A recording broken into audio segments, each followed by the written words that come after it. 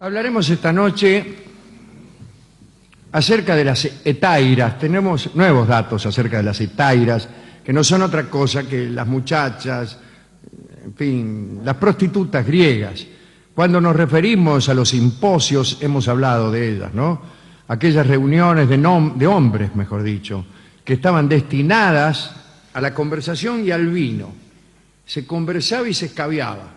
Y allí las mujeres no tenían posibilidad de entrar. Estaba absolutamente prohibido que las damas griegas, estoy acertando mucho hoy, pudieran participar del simposio. ¿Cómo era un simposio?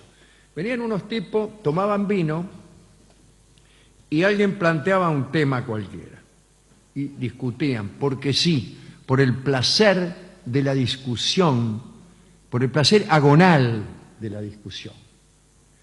Es decir, les complacía argumentar en un sentido y otro, y les complacía muchísimo saber cómo el idioma era un instrumento adecuado para esa exposición de ideas, que iban pareciendo más o menos razonables según se argumentaba.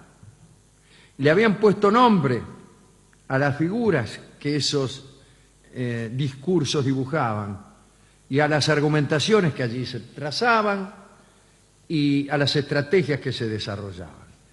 Eso era un debate, porque uno estaba incluso complacido por el discurso del adversario y porque no eran, como dijo alguien acertadamente el otro día, monólogos antagónicos, sino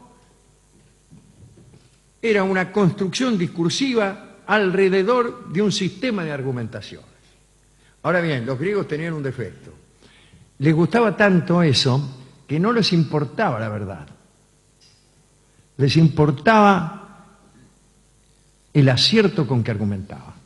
Y a veces se complacían en defender posiciones opuestas con la misma destreza, porque lo que les gustaba realmente era debatir.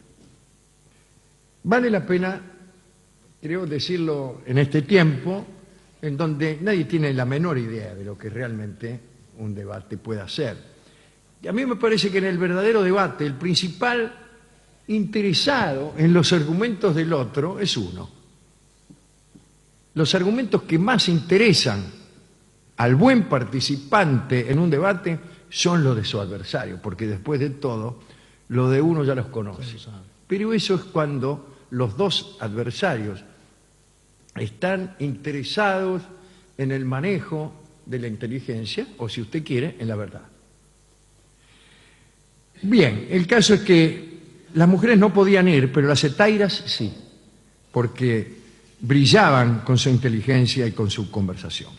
Aquellas cortesanas refinadas se diferenciaban de las pornai, que eran lo que podríamos llamar meretrices comunes. Las pornai trabajaban en su casa, que de algún modo estaba autorizada, ¿no? Fiscalizadas por el gobierno. Puede decirse que eran empleadas del Estado, las muchachas. Y quien pagaba por encontrarse con ellas, pagaba también una tasa que pasaba al tesoro de la ciudad o Estado. En las casas, con frecuencia vestidas apenas con un velo, no las casas sino ellas, las pornai se sometían a las miradas de los probables clientes, que, bueno, evaluaban la posibilidad de tener algún trato con ellas. Desfilarían, me imagino, ante los observadores, varias de ellas, y estaban protegidas, por otra parte, ya que proporcionaban efectivamente buenos ingresos al Estado, y estaban protegidas ¿contra qué? Bueno, contra la vejez. Había como una especie de seguro o subsidio cuando los encantos se perdían. La mayoría de estas casas donde trabajaban las pornai estaban en el Pireo, el barrio del puerto. Por encima de las pornai, en una jerarquía superior, se encontraban las auletris. Hemos dicho que de todos modos, por arriba de todo estaban las hetairas. Las auletris eran animadoras adiestradas, expertas en tocar la flauta, como su nombre parece indicar, la flauta áulica.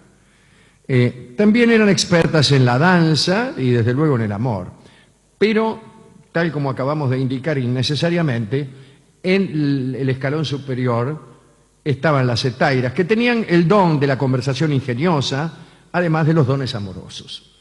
Mientras las hetairas seducían a los ciudadanos con su ingenio y con su música, ya que ellas también tocaban instrumentos, para las esposas, para las muchachas decentes, la mejor virtud era el caliar, o en tal caso la brevilocuencia. Era una sociedad verdaderamente cruel con la mujer, bueno, como tantas otras sociedades. Las esposas estaban obligadas a la fidelidad conyugal. El marido, en cambio, estaba autorizado a tener no muchas amantes, pero una. Y Demóstenes, aquel orador que, según se cuenta, se adiestraba poniéndose cantos rodados en la boca, fue el teórico de esta abominable costumbre de permitir al hombre una infidelidad que se castigaba en la mujer. Decía Demóstenes, con la boca llena de piedras, que el hombre para estar bien debía tener alguna cortesana. Bueno, esto es lo que yo llamo un pensamiento. La gente cree que eso es un pensamiento. El hombre para estar bien debe tener una cortesana. Dice, y hace así con la cara. Le faltó decir para mí. Para mí, el hombre para estar bien debe tener una cortesana, o le faltó decir, siempre digo que. Bien. ¿Por qué no dos? Es la primera pregunta que a uno se le ocurre. ¿O por qué no un árbol? El hombre para estar bien debe plantar un árbol o lo que sea. Bien.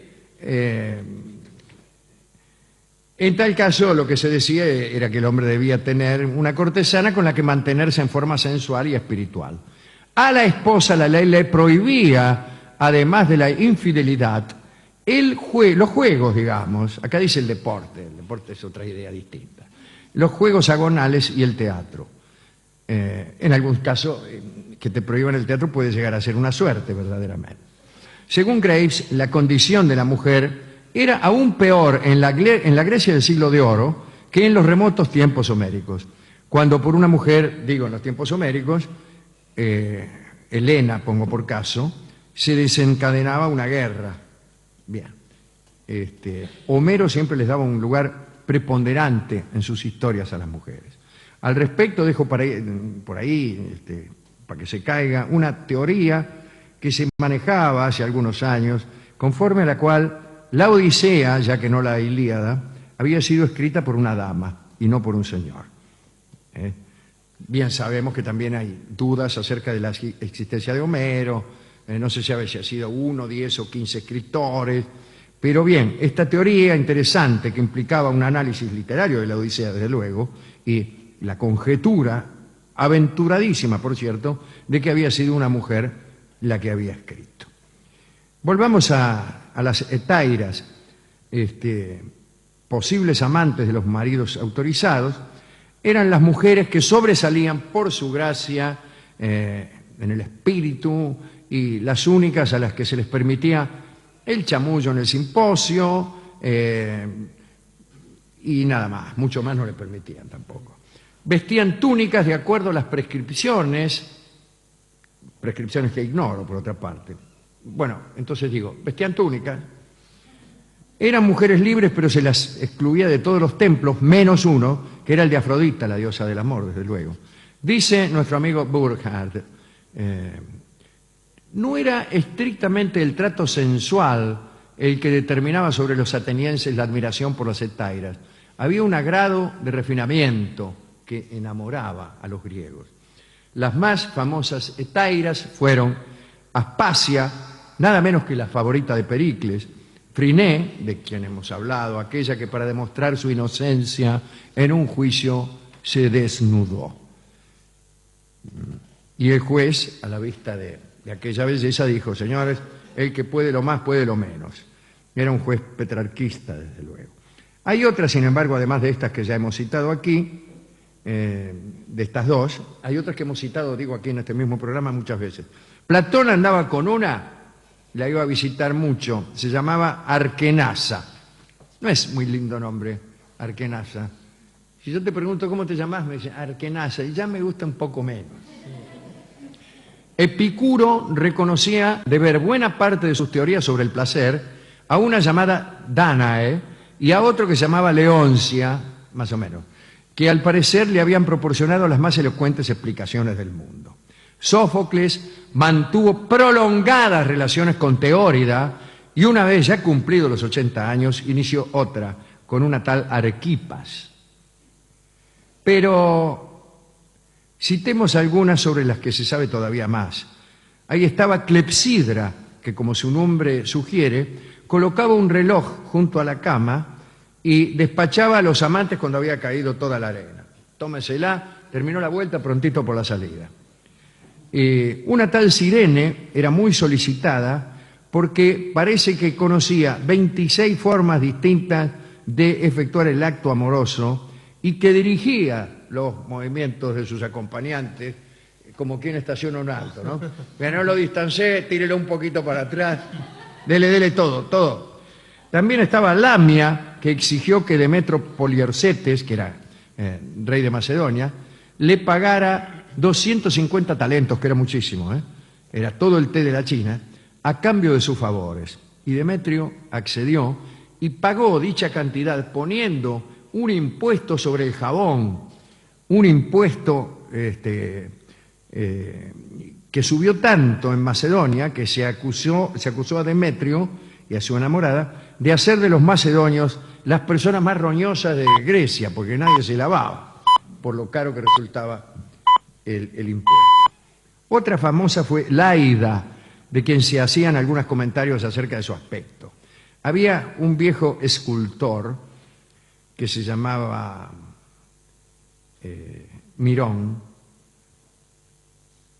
un nombre que le favorecía mucho en su profesión, que la tomó como modelo a Laida y se enamoró de ella y le ofreció todo lo que poseía con tal de que se quedase con él aquella noche. Y Laida lo rechazó. Al día siguiente, se ha contado mucho esto, ¿no? Mirón se cortó la barba, era un viejo, ¿no? No quiere decir que el que tenga barba sea un viejo. Aclaro esto en medio del relato. Se tiñó el pelo, se puso una túnica juvenil color púrpura, se pasó una capa de carmín sobre el rostro y buscó a Laida y le pidió lo mismo que el día anterior. Y ella le respondió: amigo mío, no pienses obtener hoy lo que ayer rehusé a tu padre. Si no está mal. Bueno, Laida fue una mujer extraordinaria, no solo por su belleza. Muchas ciudades se disputaron el honor de haber sido su cuna, bueno, como suele ocurrir con las personas extraordinarias. Parece que Laida era en realidad de Corintios, pero decían que había nacido en Tacuarembó. Rechazó, eso sí, las ofertas millonarias de Demóstenes, aquel de las piedritas, pero por ahí se entregaba gratis a Diógenes el can, ¿no? Aquel que dormía en un tonel sencillamente porque le gustaba. Bien. No sé si porque le gustaba a Diógenes dormir en un tonel o porque le gustaba a ella entregarse gratis al que no poseía. Bueno, no importa. Laida murió pobre, claro, bueno, después de todo este despilfarro. Ayudaba a las personas que estaban en la miseria. Atenas le ofreció unos magníficos funerales, como jamás los tuvo ningún hombre de Estado, ni general, ni nadie. Esa fue Laida, la más simpática de todas las hetairas, que es la que yo prefiero. Esta y Friné, porque una persona que se desnuda en un juicio siempre merece el mayor de nuestros respetos.